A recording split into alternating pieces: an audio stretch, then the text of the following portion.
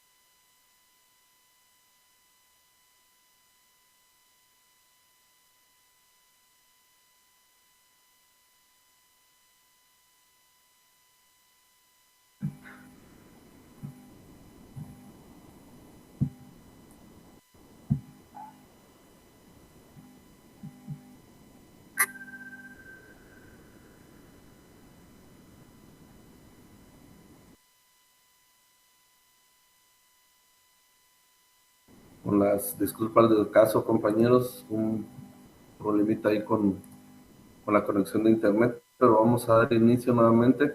Como les decía, el código del curso es el CB020, el curso de Química Orgánica, y para esta semana vamos a ver un poco sobre lo que es el análisis de los compuestos inorgánicos. Algunos compuestos que aún sin tener vida, por llevar dentro de su composición o dentro de su estructura una molécula o un átomo de carbono, por lo tanto son considerados también como elementos parte de la química orgánica. También vamos a ver una parte del cálculo de fórmulas, y para ello vamos a hacer un pequeño ejemplo, no sin antes ver el objetivo de clase. Recordemos que este objetivo lo que nos va a decir es el rumbo o la ruta a través de la cual vamos a llevar la clase.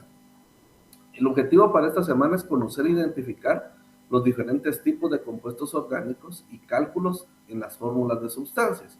Entonces, a través de esta clase nosotros vamos a ver cómo ciertos compuestos poseen cierta forma específica, y de esta forma en específico es que podemos venir y podemos identificar estos compuestos. Además de ello, vamos a ver un componente muy importante que es las fórmulas a través de las cuales vamos a poder identificar estos compuestos. Y un pequeño concepto que vamos a ver a grandes rasgos es de los hidrocarburos. Cuando hablamos de los hidrocarburos, a nivel general entendemos de que es un elemento que va a tener carbono y que va a contener hidrógeno. Ahora bien, estos son compuestos orgánicos. Como ya dijimos, que contienen carbono e hidrógeno. Son los más simples y pueden ser considerados como sustancias principales de las que se derivan muchos otros compuestos orgánicos. Cuando nosotros hablamos de un hidrocarburo, que vemos en las noticias, que vemos en la televisión, cuando hablamos de un hidrocarburo, lo que viene a la mente principalmente es una gasolina, es petróleo, ¿verdad? Incluso el gas natural. Entonces nos vamos a dar cuenta que aun cuando hablamos de un hidrocarburo como un compuesto orgánico, no es simplemente porque tenga vida o porque no tenga vida. Es un compuesto orgánico simplemente porque tiene dentro de su composición carbono. Ya vimos que la química orgánica no es simplemente el estudio de los elementos con vida, sino que la química orgánica estudia los elementos que poseen carbono. Ahora bien, dentro de estos hidrocarburos vamos a tener un grupo que se llaman alifáticos y otro grupo que llamamos aromáticos. Dentro de esos grupos de los alifáticos podemos tener 4 divisiones: los alcanos, los alquenos y los alquinos. En el caso de los alcanos son simplemente los que poseen uniones simples dentro de sus grupos carbonos. Los alquenos poseen albenos, un grupo que posee una unión a través de un enlace doble. Y los alquinos son los que poseen un enlace triple. Recordemos de que estos son los tipos de enlace que puede formar un carbono, ¿verdad? Ahora bien, tanto de los alifáticos como podemos tener alcanos, alquenos y alquinos, vamos a tener también un grupo cíclico. Grupo cíclico que podemos venir, como ejemplo tenemos aquí el ciclohexano. Ciclohexano, ¿por qué? Porque posee dentro de su composición enlaces simples, por eso es la terminación ano, ¿verdad? Viene de alcano, y posee 6 carbonos. Hexa, ¿verdad? Nos dice 6. Ciclo es el nombre porque es un grupo cíclico. Si vemos el pentano, obviamente un pentágono nos hace ver 5 lados, ¿verdad? Por lo tanto vamos a tener 5 aristas. La terminación ano nos hace referencia a que es un alcano el que nosotros tenemos ahí, y el ciclo pues obviamente porque es un cíclico. Entonces, alifáticos podemos tener los grupos cíclicos, alcanos, alquenos y alquinos. Pero la otra división que podemos tener es lo que corresponde a los grupos aromáticos. Normalmente cuando hablamos de grupos aromáticos estamos haciendo referencia directamente a grupos en donde vamos a tener formas cíclicas completamente definidas. Y principalmente el grupo cíclico más grande que vamos a tener aquí, que es como la fórmula representativa, es lo que conocemos el benceno y todos los derivados que podemos obtener de él. Entremos a las fórmulas químicas. Muchas veces las fórmulas químicas van a ser utilizadas como una forma para representar el tipo de compuesto que nosotros tenemos. Y básicamente la fórmula lo que nos va a indicar es la proporción que hay de cada uno de los elementos que forman el compuesto. Es decir, si hablamos de H2O, la fórmula química lo que nos dice es que tenemos 2 partes de hidrógeno y 1 de oxígeno. Ese es un ejemplo muy sencillo, pero vamos a ver que también podemos tener diferentes tipos de fórmulas basadas no solo en el enlace que pueden formar, no solo en el número atómico, no solo en la fórmula molecular, sino también en los elementos que lo componen. Por lo general, vamos a encontrar una fórmula estructural, ¿verdad?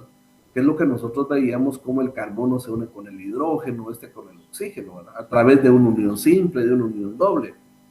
Esa es la fórmula tal vez más conocida, pero vamos a ver que tenemos fórmulas químicas también en donde ya podemos venir y podemos utilizar o podemos representar el compuesto a través del número de electrones que lo están formando, a través de la proporción que nosotros podamos tener de ese elemento. Entonces, a través de las fórmulas químicas vamos a descubrir que es una forma breve de expresar cómo está formada esa molécula o ese compuesto. Vamos a iniciar hablando de la fórmula empírica. Desde que vemos el título ya pareciera que la fórmula empírica nos va a dar a conocer cierto tipo de compuesto, muy sencillo, pero que a la vez proviene de la fórmula o de una forma, si lo vemos desde ese punto de vista, la fórmula más antigua que se ha utilizado para representarla. Ahora bien, la fórmula empírica mínima a la relación más sencilla entre números enteros de átomos que existen en una molécula, expresados como subíndices en los símbolos. Entonces, cuando hablamos de un H2O, ese 2 es un subíndice. Cuando hablamos de O2, el 2 sigue siendo un subíndice. Entonces, es la fórmula más sencilla, pero cuando hablamos de una fórmula empírica nos referimos a que vamos a tomar números enteros. ¿Qué significa? De que si, por ejemplo, el peso molecular de un compuesto es 1.0017, vamos a tomar el número entero, vamos a despreciar esos decimales y simplemente vamos a tomar el 1. Entonces, la fórmula empírica es una forma muy sencilla, pero que es una fórmula también que va a despreciar ciertos elementos o ciertos números que nos van a ayudar a representar la fórmula. La relación según la cual están presentes los átomos de los elementos de una molécula o de un compuesto orgánico se calculan a partir de la posición centesimal de dicho compuesto. Puesto que la mayoría de las sustancias tienen carbono, hidrógeno y oxígeno, arderán produciendo dióxido de carbono y agua en estado gaseoso. Estos gases pueden recogerse y pesarse. Entonces, obviamente cuando nosotros hablamos de un hidrocarburo, cuando hablamos de un compuesto orgánico, obviamente porque es a base de carbono, vamos a ver que va a contener estos tres elementos: carbono, hidrógeno y oxígeno. Obviamente estos elementos son capaces de producir una combustión. Esa combustión, ¿qué es lo que va a provocar? Que tengamos dióxido de carbono y agua en estado gaseoso. Un ejemplo muy claro: recordemos cuando hablamos de incinerar un plástico, recordemos que un plástico proviene de un hidrocarburo. Entonces el plástico también posee carbón dentro de su composición. Si nosotros lo incineramos, lo que va a pasar es que va a producir fuego, va a producir humo, ese es el dióxido de carbono. Y de igual forma, si lo pudiéramos encerrar en algún frasco, vamos a ver de que se va a producir cierto tipo de vapor, que es agua, ¿verdad? Entonces, a nivel general, cuando nosotros estamos realizando algún tipo de experimento, siempre vamos a obtener como resultado de la incineración de un elemento orgánico el dióxido de carbono y el agua. Entonces, basados dentro de este concepto, vamos a realizar un pequeño ejemplo de cómo podemos calcular esa fórmula empírica. Ahora bien, ya vimos de que tenemos ese compuesto a base de carbono, hidrógeno y oxígeno, y vamos a obtener dióxido de carbono y agua. Ahora bien, ¿qué sucede aquí? Recordemos de que cuando nosotros hacemos esta incineración, básicamente no podemos venir y tomar del plástico en sí cuánto hay carbono, de hidrógeno y oxígeno, sino que lo vamos a hacer a través de ese compuesto después de la incineración. ¿Por qué? Porque si recordamos, la materia no se crea ni se destruye, sino simplemente se transforma. Se transformó de algo sólido a dos elementos diferentes: dióxido de carbono y agua, en estado gaseoso. Después de pasar de un estado sólido, hubo un cambio físico a un estado gaseoso. Seguían conteniendo carbono, hidrógeno y oxígeno, solo que ahora en una forma física diferente, en un gas. Entonces, a manera de ejemplo, vamos a tomar el dióxido de carbono y el agua en estado gaseoso, en dos elementos diferentes, y los vamos a separar y a tomar en dos, hablemos así, en dos tubos de ensayo, en dos pipetas diferentes. La presencia de nitrógeno y azufre o halógeno son unas sustancias orgánicas que se ponen de manifiesto calentando una muestra de sustancias de sodio fundido. El nitrógeno va a originar cianuro sódico, el azufre va a producir sulfuro sódico y los halógenos se convierten en halogenuros sódicos. El análisis de todas las sustancias procedentes de la función alcalina, sustancias que son compuestos solubles en agua, indican si existían o no en la muestra nitrógeno, azufre y halógenos. Entonces, si nos damos cuenta, la fórmula empírica está basada principalmente en cuando de un elemento propiamente orgánico realizamos un proceso en el cual hay un cambio físico, pero el cambio químico no se da, ¿verdad? El cambio químico sigue siendo igual, solo que vamos a separar las sustancias. Ahora, si determinamos la fórmula empírica de un compuesto blanco, cristalino, soluble en agua, que arde pero da como resultado negativo al buscar la presencia de nitrógeno, azufre y halógenos, si calentamos una muestra, entonces significa que vamos a tener carbono, hidrógeno y oxígeno, ¿verdad? Ya que dio negativo a nitrógeno, azufre y halógenos. Si se calienta una muestra pesada cuidadosamente en un tubo de combustión, mientras pasa sobre ella una corriente de oxígeno, ¿por qué oxígeno? Porque obviamente para que haya combustión tiene que haber oxígeno. Los motores de combustión, por ejemplo, en los vehículos, además de inyectarse gasolina dentro del cilindro, se inyecta oxígeno. Si no hay oxígeno, no puede haber combustión. El hidrógeno se oxidará a H2O y el carbono se oxidará a dióxido de carbono, CO2. Estos gases se pueden recoger en tubos de ensayo, como hablábamos, ¿verdad? Para que la absorban, vamos a necesitar un producto hecho a base de magnesio y de cloro y oxígeno. Este va a absorber el agua y el otro va a absorber el hidróxido sódico, el cual se va a encargar de absorber el dióxido de carbono. Se pesan inicialmente antes y después de la combustión. El aumento de peso es la cantidad absorbida. Entonces, lo que vamos a hacer es que al separar el dióxido de carbono y el agua, vamos a pasar a través de él diferentes compuestos para que puedan, en el caso del magnesio, va a ayudar a absorber el agua. En el caso del hidróxido sódico, va a ayudarnos a obtener o a separar el dióxido de carbono. Los pesamos antes y los después. ¿Qué significa esto? Que al pesarlo antes vamos a obtener determinado peso. Al realizar esa operación después vamos a obtener otro peso debido a que estamos inyectando más oxígeno. Esta es la forma a través de la cual vamos a obtener los resultados. Obtengamos como ejemplo un peso de la muestra de 0,1800 gramos. Es el peso total de la muestra. El peso del dióxido de carbono fue 0,264 gramos y el peso del agua de 0,108 gramos. Como el carbono tenemos 12 gramos de peso molecular, ya vamos a ver por qué tenemos 12 de peso molecular del dióxido de carbono, y el hidrógeno supone 2 gramos de peso molecular del agua. Partiendo de esto, como ya conocemos cuál es el peso molecular del carbono y cuál es el del hidrógeno, entonces necesitamos calcular únicamente el oxígeno. Ahora, la diferencia con la fórmula empírica, como decíamos, era de que íbamos a ver a través de números enteros. Nos vamos a dar cuenta. Calculemos el peso del carbono. Hablábamos de que el peso del dióxido de carbono era 0,264 gramos. Eso lo vamos a multiplicar por 12 y lo vamos a dividir por 44. Ahora, ¿de dónde obtuvimos el 12? El 12 nos lo da la fórmula. Nos dice que teníamos un peso molecular del carbono de 12. Ahora, ¿pero cuál es el peso molecular del carbono? El peso molecular del carbono nos dice de qué es gramos por mol y simplemente es un dato que ya nos viene dado en la tabla periódica. Es decir, cuál es el peso que tiene la molécula de carbono. Ese 44 que vamos a dividirlo con el 12 es la masa molecular del dióxido de carbono. Son dos elementos distintos. Ya vamos a hacer referencia. Ese 0,1800 es el peso de la muestra. Toda esa cantidad la vamos a multiplicar por 100 y nos da como resultado 40.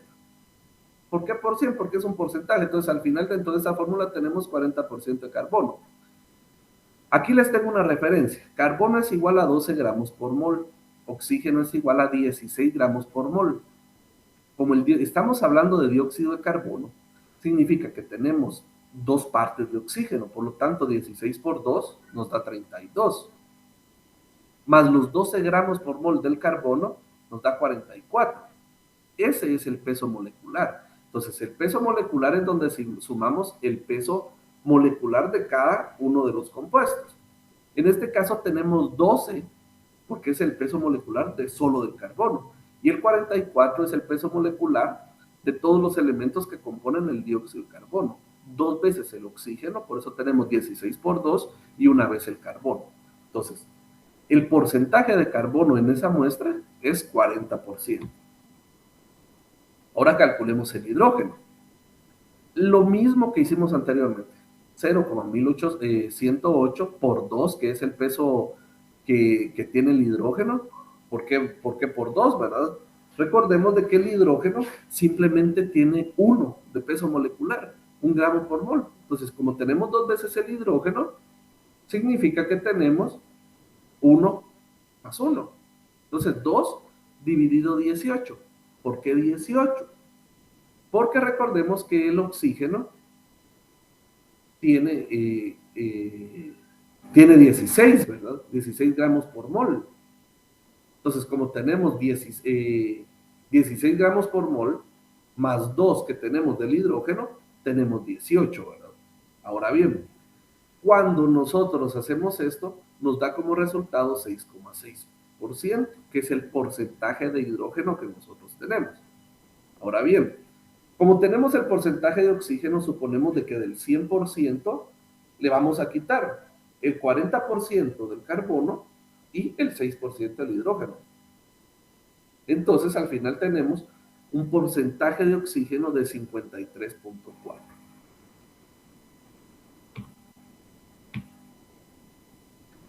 Como vimos, es la forma más sencilla en lo que lo podemos realizar. Ahora, si tenemos esta fórmula, lo que nos indica es que el porcentaje de cada elemento de su peso atómico lo debemos calcular.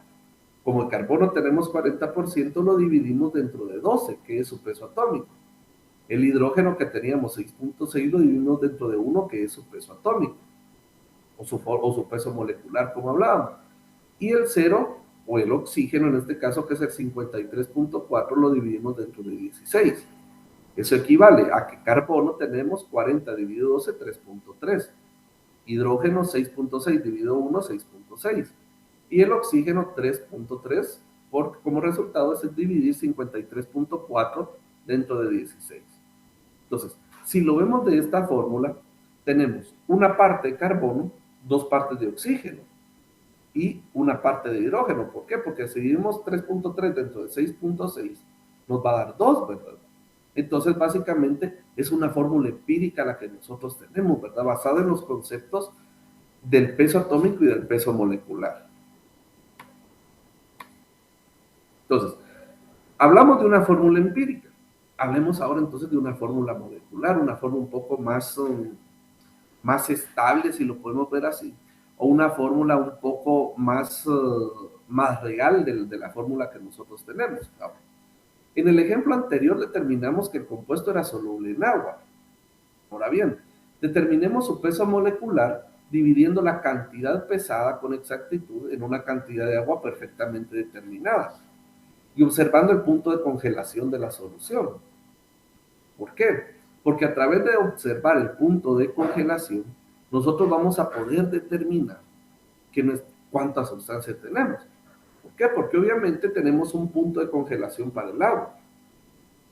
Entonces, de acuerdo a la cantidad de compuesto que tenemos, el punto de congelación va a variar. Eso es lo que nosotros conocemos como KT, o constante crioscópica. Y esto no es más que es el descenso del punto de congelación que produce un gramo de molécula de una sustancia soluble y no ionizable en 1000 gramos de un determinado disolvente. Entonces, ¿qué significa?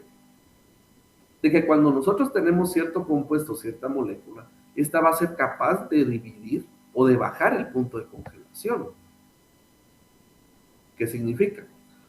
Que si a regla general nosotros entendemos que el agua se congela a 0 grados centígrados, esta constante crioscópica lo que nos dice es que vamos a tener ciertos compuestos que al aplicárselos al agua van a hacer que descienda. Es decir, que el agua ya no se congele a 0 grados centígrados, sino que ahora se congele a -1 grado centígrado.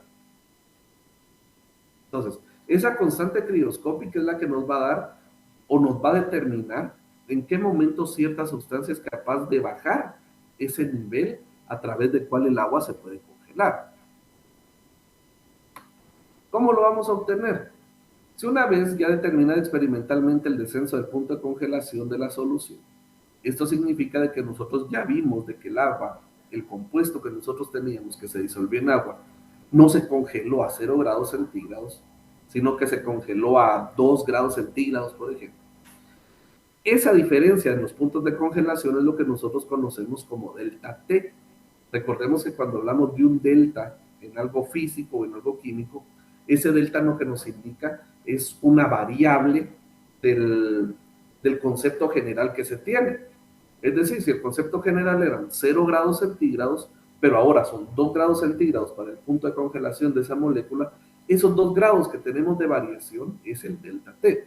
Entonces, vamos a multiplicar esa constante crioscópica que ya vimos que era 1.86 por dos factores. El número de moléculas, de gramos por mol disueltas, y 2, el número relativo del disolvente empleado. De esta forma, vamos a tener que si suponemos que 6 gramos del sólido, cuya fórmula empírica la calculamos como CH2O, han bajado el punto de congelación del agua a 1.24 grados centígrados, cuando se disolvieron 50 gramos de disolvente. Para calcular el peso molecular del sólido, reajustamos la ecuación anterior y sustituimos los valores, quedando así. 1.86 es el KT, ¿verdad? Es la constante crioscópica. Por 6, ¿por qué? Porque es los gramos que tenemos de la solución. 1000, ¿por qué por 1000? Porque recuerden que la constante crioscópica está basada en 1000. Cuando tenemos un gramo de disolvente en 1000, tenemos 1.24. 1.24 son los grados centígrados por 50. ¿Por qué? Porque 50 son los gramos de disolvente que nosotros tenemos. Entonces, si nos damos cuenta, tenemos 1.86 que va a multiplicar, que es la constante crioscópica, y si lo vemos así, colocamos gramos de primero, en este caso 6 gramos del sólido, y en la parte de abajo colocamos el punto de congelación que descendió el agua. Al final colocamos los 1000 que nos da como resultado la fórmula para calcular el disolvente, y abajo tenemos el 50 que representa el solvente que estamos utilizando en el ejemplo. Ahora, eso es lo que corresponde al peso molecular. Cuando hablamos del peso atómico, entonces nos referimos a que tenemos del carbono 12 gramos por mol, del hidrógeno tenemos 2, ¿verdad? Por lo tanto es 1 más 1, son 2. Y del oxígeno tenemos 16 gramos por mol. Entonces, como tenemos 16 gramos por mol del oxígeno, del hidrógeno tenemos 12 y del carbono tenemos 12, si lo sumamos nos va a dar como resultado un peso atómico de 30. Este 30 ya se corresponde al peso molecular, es decir, la sumatoria de sus pesos atómicos nos da el peso molecular. Ese resultado lo vamos a dividir dentro de 80 de sus pesos moleculares. 180 dividido 30 nos da como resultado 6. Entonces, la fórmula molecular nos indica de que vamos a tener CH2O y en un paréntesis tenemos N. ¿Qué significa? De que el N va a multiplicar al carbono, va a multiplicar por 2 al hidrógeno y va a multiplicar al oxígeno. Entonces, como no tenemos carbono, simplemente uno sería C6H, tendríamos 6 por 2 y O6, ¿verdad? Que sería ON, por así decirlo. Entonces tenemos C6H12O6. ¿Qué es eso? Es una glucosa, ¿verdad? Es un azúcar. Entonces, si nos damos cuenta que cumplimos el precepto aquel de que de un elemento inorgánico, pero con composición de carbono, vamos a obtener como resultado un elemento orgánico, que era lo que decían aquellos pensadores, ¿verdad? Que sin quererlo descubrieron la química orgánica, en el caso de Matthews, ¿verdad? Que al final descubrió un elemento orgánico precedente, un elemento que se consideraba inorgánico, simplemente porque no se tenía el conocimiento de la química orgánica como tal. Veamos también la fórmula estructural y la isomería. Estas fórmulas estructurales son aquellas que muestran el orden en el que se unen los átomos de una molécula y los tipos de enlace que van a formar. Uno de los enlaces usados en las fórmulas estructurales es el enlace covalente. Y recordemos que este puede ser simple, doble o triple. Y van a ser representados por líneas o por trazos. Entonces, de esta cuenta lo que nosotros tenemos es una estructura central, el cual nos da como resultado que tengamos elementos unidos a ellos. Recordemos que cuando hablemos de una fórmula estructural, el elemento principal que le va a dar estructura o que le va a dar forma a ese compuesto va a ser el carbono. ¿Por qué? Porque es el carbono el que tiene la capacidad de unirse al resto de elementos y de igual de unirse a otro carbono. Ahora bien, si nos damos cuenta aquí los átomos centrales que nosotros tenemos son los que corresponden a 2 carbonos, y cada uno de los carbonos posee dentro de su interior o dentro de su composición ciertos elementos. En el caso del primer carbono, tenemos unido a él 3 hidrógenos y un carbono. Entonces, la fórmula estructural condensada nos va a decir de que tenemos CH3, es decir, un átomo de carbono y 3 átomos de hidrógeno. Ahí estamos hablando de CH3. Por el otro lado, en el otro carbono vamos a tener un carbono, 2 oxígenos y un hidrógeno. Aquí no podemos representarlo O2, porque si nos damos cuenta, uno de los oxígenos tiene un enlace doble. Si ambos tuvieran un enlace sencillo, como en el caso de los hidrógenos anteriores, entonces sí pudiéramos representarlo, CO2H. o CH o 2. La diferencia es que como aquí tenemos un enlace doble, no lo podemos representar así. Entonces lo vamos a representar como C, O, H. El problema de esta fórmula estructural es que no nos dice en ese momento cuál es el tipo de enlace que está uniendo, en este caso, a los oxígenos. Si nos damos cuenta, tenemos un enlace doble, pero eso no nos los muestra o no nos los da a conocer la fórmula estructural. Ahora, cuando hablamos de fórmula estructural, también debemos hablar del término de isomería. La isomería es un concepto derivado de la manera de representar las moléculas. Entonces, cuando hablamos de isomería, nos vamos a referir a isómeros. ¿Y qué significa? Que vamos a tener elementos que aún conteniendo la misma fórmula molecular son diferentes uno de otro. Esto se debe a que los átomos están reagrupados o conformados en la fórmula de una forma diferente y que por lo tanto forman un concepto diferente o forman una molécula diferente pero con el mismo número de elementos. Es decir, tal vez tienen 5 carbonos, 5 oxígenos, pero agrupados en una forma diferente. Entonces eso le da propiedades físicas y químicas completamente diferentes uno de otro. Esto significa que vamos a tener dos moléculas diferentes, lo que provoca que tengan diferentes propiedades físicas y químicas. Entonces, cuando hablamos de isomería, vamos a ver que podemos tener de dos tipos, una estructural y una estereoisomería. La isomería estructural puede ser de cadena, de posición o de función. Y la estereoisomería puede ser geométrica u óptica. Vamos a ver, en este caso, tenemos una isomería estructural. Esta se presenta cuando, a pesar de tener el mismo número de átomos de cada clase, las uniones entre ellos son diferentes en uno y otro compuesto. Es decir, tenemos, en este caso, el ejemplo, 5 carbonos, tenemos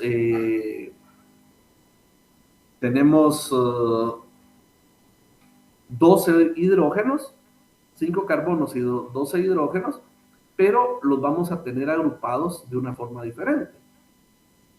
El principal ejemplo que nosotros vamos a hablar cuando hablemos de isomería de cadena van a ser los que poseen un mismo grupo funcional, pero la estructura es diferente. Entonces, en el pentano tenemos 5 carbonos, 12 hidrógenos.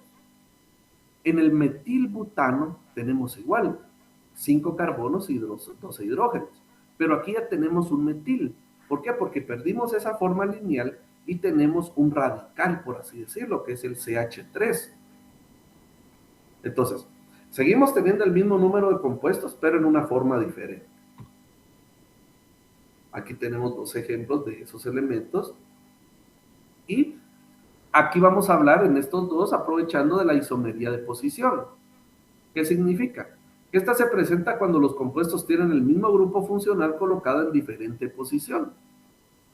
En este caso, el grupo funcional que nosotros tenemos es el CH o H en el propanol, y en el 1-propanol lo tenemos hasta el final, ¿verdad? Siempre bajo el mismo concepto, CH2 o H. Entonces, aquí estamos hablando de que se perdió un CH, que en la parte del medio, CH2, se perdió, pero dio lugar a formar una nueva molécula. Cuando hablamos de la isomería de función, esta se presenta cuando los compuestos que teniendo la misma fórmula molecular presentan diferentes grupos funcionales. En este caso, en el etanol, vemos de que tenemos los mismos compuestos que el éter metílico, pero aquí el grupo funcional, que sería el oxígeno, está en el centro, cuando hablamos del éter metílico. Mientras que en el etanol está agregado en la fórmula del CH2H, ¿verdad? Entonces, esa función ya lo convierte en dos alcoholes completamente diferentes. Si hablamos de la isomería estructural, vamos a hablar entonces que la estereoisomería la presentan aquellas sustancias que con la misma estructura tienen diferente distribución espacial de sus átomos. Es decir, los estereoisómeros presentan los mismos átomos, las mismas cadenas y los mismos grupos funcionales, pero difieren en algunas de sus orientaciones. En este caso, en estos ejemplos tenemos aminoácidos. Si nos damos cuenta, los aminoácidos poseen la misma estructura. La diferencia es que en el caso del D-aminoácido, la estructura funcional o el grupo funcional está del lado derecho, mientras que en el L-aminoácido la estructura del grupo funcional está en el lado izquierdo. Es completamente la misma, básicamente por eso es que tenemos una isomería óptica, ¿verdad? Ahora bien, esa isomería geométrica que hablábamos de la isomería, de la estereoisomería, es característica de aquellas sustancias que presentan un doble enlace carbonado. Es decir, siempre va a quedar la posibilidad de hacer un doble enlace. Entonces, cuando tenemos esto, es necesario que uno de los sustituyentes se una a ese carbono. Entonces, podemos tener en este caso esa isomería geométrica en donde vemos que los cloros esta tenemos una configuración cis y una trans, ya vamos a hablar de ese tipo de configuraciones, pero aquí lo que llama la atención es que los cloros están en la parte superior y los hidrógenos en la parte inferior, de la parte central de los carbonos, mientras que en el trans 1,2 dicloroetano están en posiciones diferentes. Y la óptica, ¿verdad? Que básicamente es cuando tenemos un efecto de espejo, ¿verdad? Donde pareciera que si dobláramos el primer compuesto y tenemos el siguiente compuesto, pareciera que encajar uno del otro, ¿verdad? Si lo pudiéramos doblar. Eso es lo que conocemos nosotros como una isomería óptica, ¿verdad? Que básicamente esto va a depender de la estructura que formen o del ion que esté entrando en contacto para formar ese compuesto. Ahora, dentro de esto hemos venido hablando de lo que son los grupos funcionales. Ahora, ¿pero qué son los grupos funcionales? Porque normalmente cuando nosotros veamos un tipo de compuesto, normalmente en química orgánica ya tenemos los compuestos completamente definidos, ¿verdad? Hablemos de un carbohidrato, hablemos de una proteína, hablemos de un lípido, y vamos a ver de que cada uno de ellos va a tener básicamente la misma composición. Es decir, vamos a tener isómeros, ¿verdad? Dentro de los mismos compuestos orgánicos. Ahora bien, una diferencia que va a haber dentro de esa isomería es que cada uno va a tener sus grupos funcionales. Ahora, las reacciones químicas de los compuestos orgánicos se centran en su mayor parte en algunas características estructurales muy peculiares, que se conoce como grupos funcionales. Estos grupos no solo imparten un comportamiento característico a la molécula, sino que también la identifican como perteneciente a una familia de compuestos o series homólogos. Ahora bien, en más de alguna oportunidad todos hemos podido escuchar que hablamos que existen diferentes tipos de alcoholes. Alcohol etílico, alcohol metílico, éter. Podemos hablar también, por ejemplo, de las cetonas, que son diferentes tipos de alcoholes. Básicamente, su estructura principal va a estar formada, obviamente, por carbón, porque es un elemento orgánico. Pero también vamos a ver que dentro de él van a tener un grupo funcional que va a responder a esta forma que tenemos en la imagen, ROH. Ese es el grupo funcional de un alcohol. Y siempre que encontremos esa fórmula estructural o ese grupo funcional, significa que estamos hablando de una serie homóloga o de alcoholes. Ahora bien, veamos esto. El alcohol metílico o metanol se utilizó como anticongelante en los radiadores, posee la siguiente estructura. Carbono, 3 hidrógenos, un oxígeno unido a otro hidrógeno. Ahí tenemos el grupo funcional. La R hacía referencia al radical, que en este caso el radical está representado por el carbono y los 3 hidrógenos. Y el grupo funcional OH, eso significa que es un alcohol. También tenemos el otro homólogo, que en este caso sería el alcohol etílico, el que está presente en las bebidas alcohólicas. Si nos damos cuenta, aquí varió el radical. Ya tenemos 2 carbonos, el primero unido a 3 hidrógenos y el segundo a 2 hidrógenos, pero seguimos teniendo el mismo grupo funcional, OH. Pues si nos damos cuenta, los dos son alcoholes, poseen la misma estructura en los radicales y el mismo grupo funcional. Entonces, la característica de los grupos alcoholes, el grupo funcional, es ese grupo hidroxilo, oxígeno e hidrógeno.